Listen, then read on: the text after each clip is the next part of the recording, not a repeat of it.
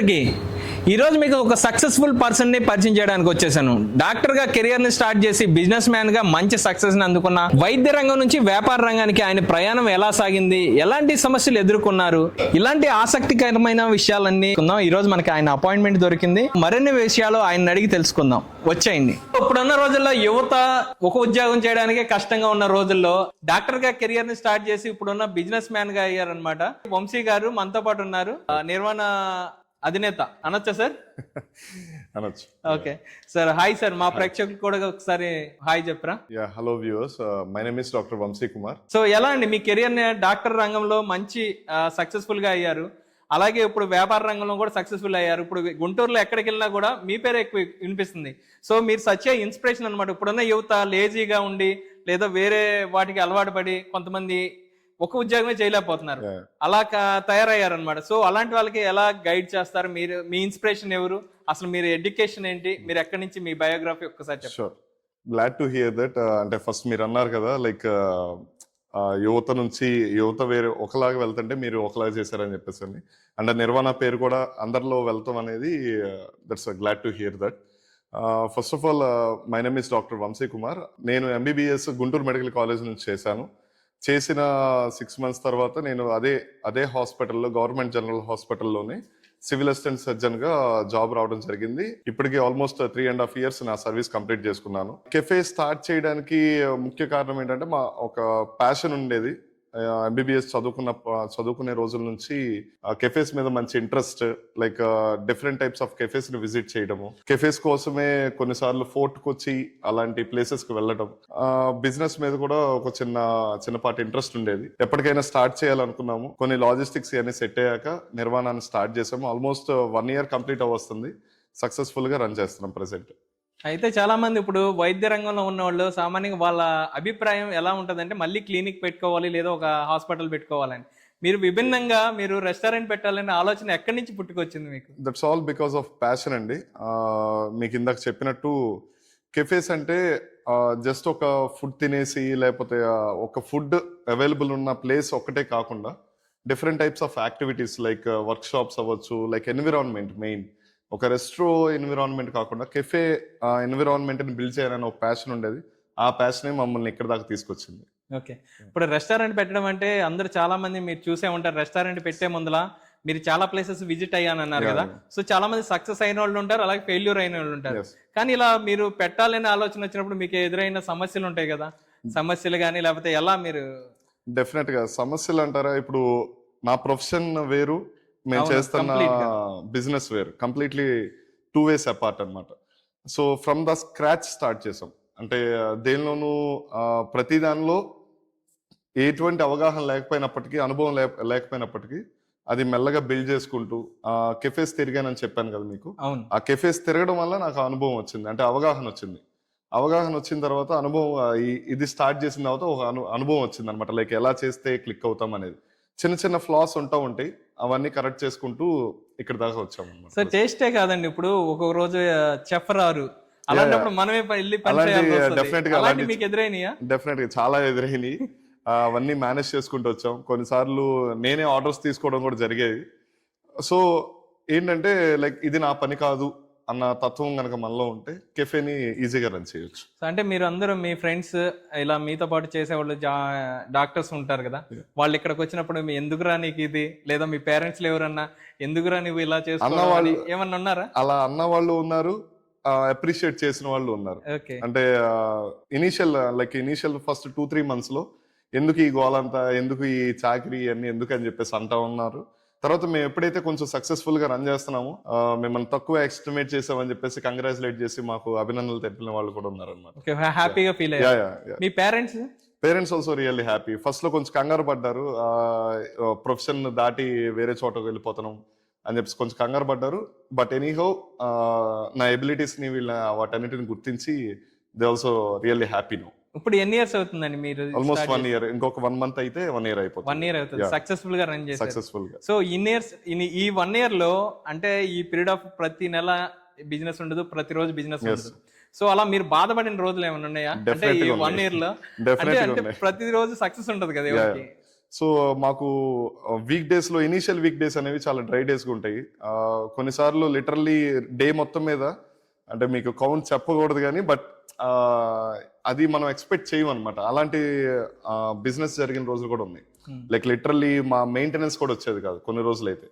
But అయినా సరే ఆ రోజు బాధపడినా తర్వాత రోజు మళ్ళీ లేదు అవుతుందిలే అని చెప్పేసి అని మనం ఆ వర్క్ని మనం పుల్ చేసుకుంటూ వచ్చాం ఇప్పటి వరకు. సో ఈ జర్నీలో మీరు బాధపడిన క్షణాల్లో మీరు ఎవరితో షేర్ చేసుకున్నారా? అంటే మీ ఫ్రెండ్స్ గానీ ఎవరన్నా, లేదా మీ పార్ట్నర్స్ గానీ ఇలా ఎవరన్నా ఉన్నారా?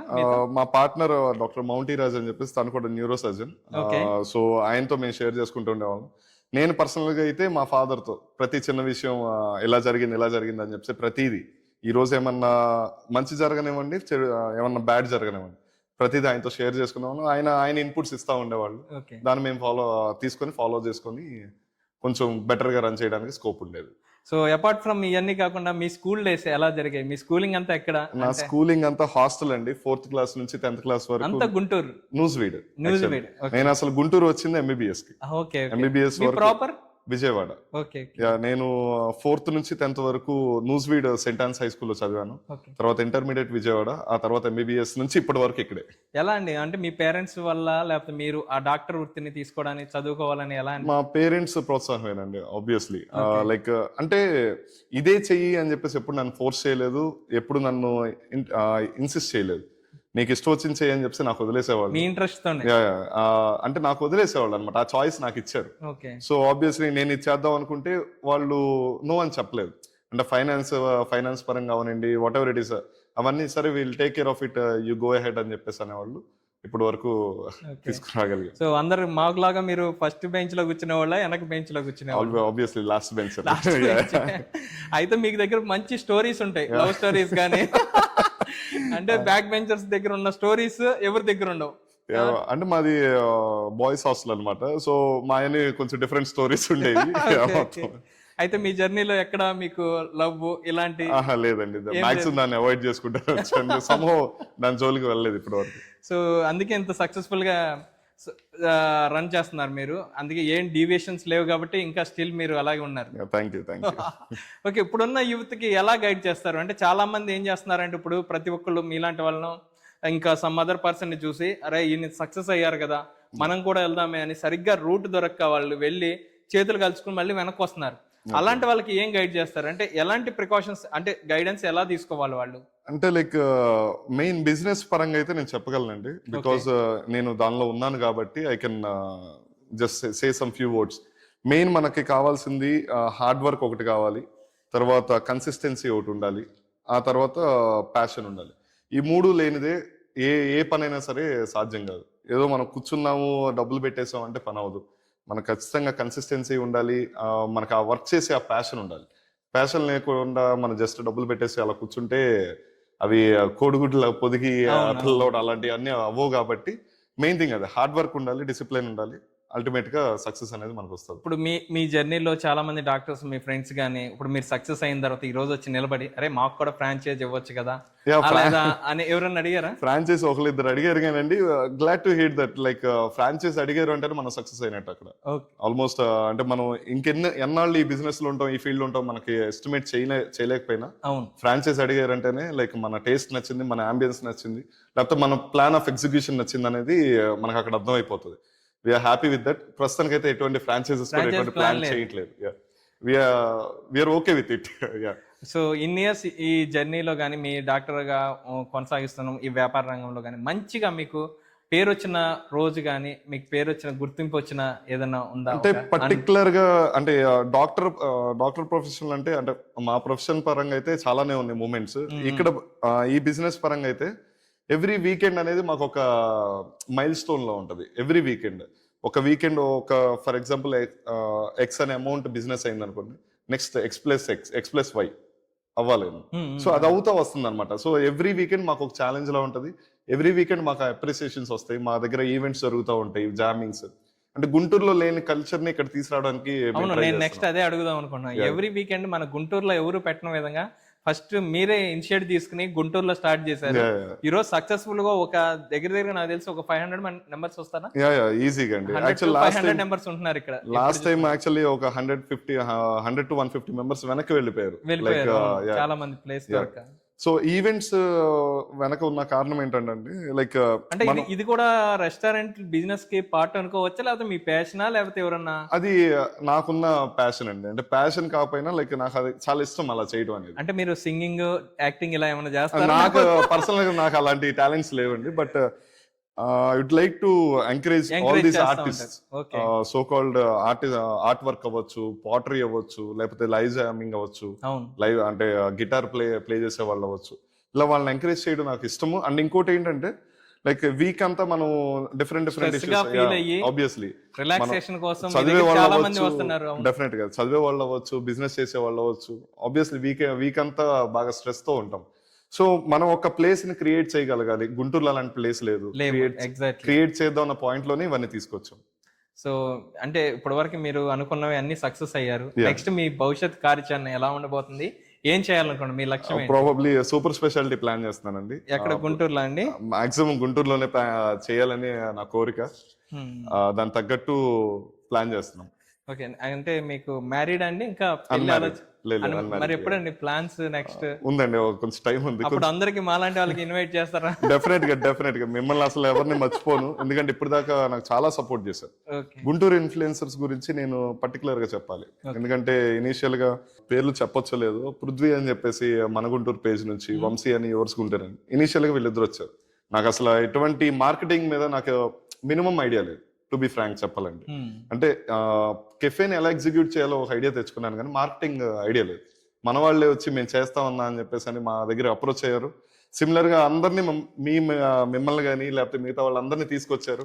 మా కెఫేకి చాలా సపోర్ట్ గా నిలిచారు మీరంతా. ఇప్పుడు అందరూ మీ దగ్గరికి ఎప్పుడు రావాలి అని వెయిట్ చేస్తున్నారు. ఇప్పుడు అందరూ మీరు ఎదురు చూసారు, ఇప్పుడు మీ దగ్గరకి మేము వీకెండ్ వచ్చి ఇలా సెలబ్రేట్ చేసుకుందాం అన్నా కూడా ప్లేస్ దొరకట్లేదు మాకు. ఎనీ టైం అండి, ఎనీ టైం.